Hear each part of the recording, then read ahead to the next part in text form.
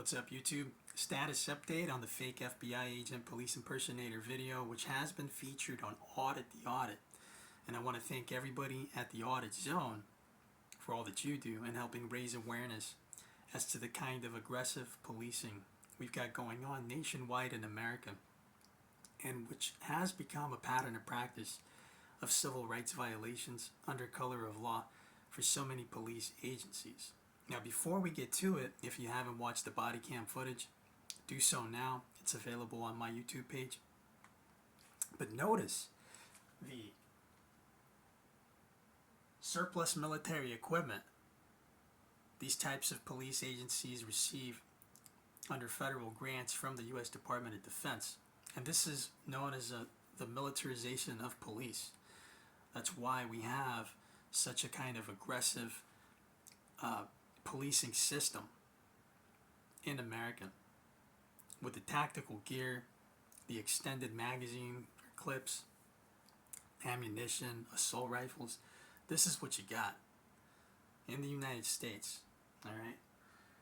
And so this particular traffic stop was a result of an obstructed license plate, which the officer claimed to be due to a tinted license plate cover.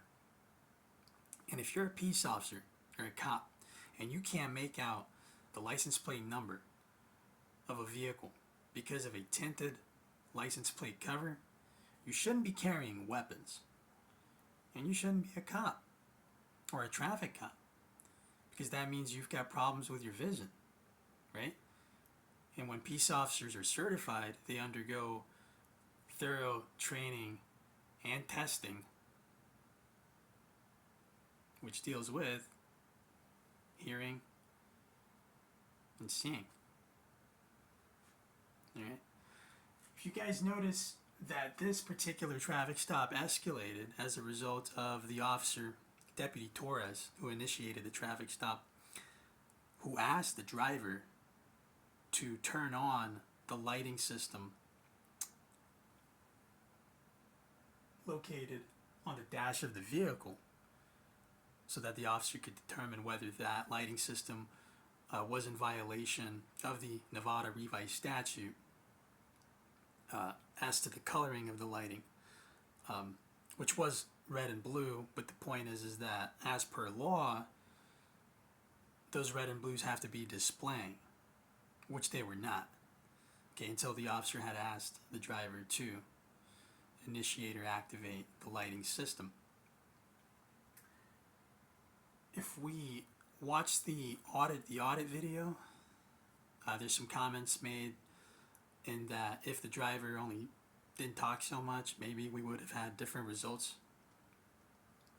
And that's true. But the point being is that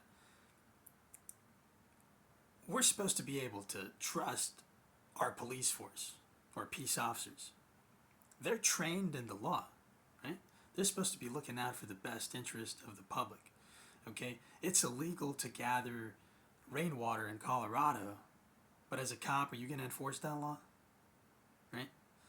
And so I would caution against divulging any information to law enforcement during a traffic stop, because our public officials or sworn peace officers no longer represent the people, but have a allegiance to their agency, who pays their salary, rather than upholding the oath that they've sworn to the supreme law of the land, which is the Constitution, and federal law, which as per federal law supersedes all other laws.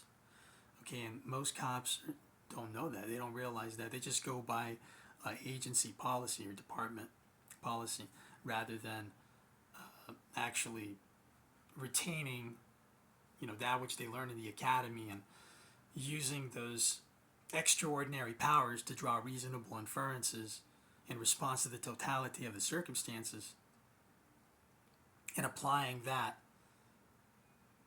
to interpreting the law as you're supposed to, and using your best judgment, because This was all discretionary. Okay, these officers, and there's about 5, 6 of them, but the officer who initiated the traffic stop, Deputy Torres, who's also a DRE or a drug recognition expert. Okay, he was a task force officer on the Tri-County Regional Gang Drug Unit, which means he's close in his association with the U.S. Drug Enforcement Administration, which is even more reason not to trust that officer, right? But this particular instance was escalated by the cops. You're supposed to learn how to de-escalate, right? You're supposed to look out for the best interest of the public, especially when dealing with a compliant subject, no weapons in the vehicle, all right? No criminal history, all right? So, what was that all about? It's policing for profit. It's when you have municipalities who need to rationalize a departmental budget to legislature. They got to keep the system going. So in order to do so, they have to police for profit rather than, uphold the Constitution and law and ensure public safety and so forth. And so this is basically kind of summary and a response to this video, which was featured on Audit the Audit. And again, thank you guys at the Audit Zone. But we have a policing problem in America, okay? Because of this. Now, who are you fooling with the funny costumes and the monotone voice talking down at people? It's really sad and unfortunate that we have this type of a policing system. But again, as a civilian population, for everybody out there watching, I encourage you to get learned in the law, ask questions, make requests for public records with your local agencies to find out what are they doing. Okay?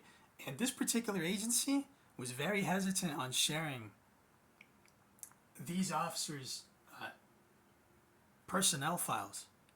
As such, deals with disciplinary action and drug use.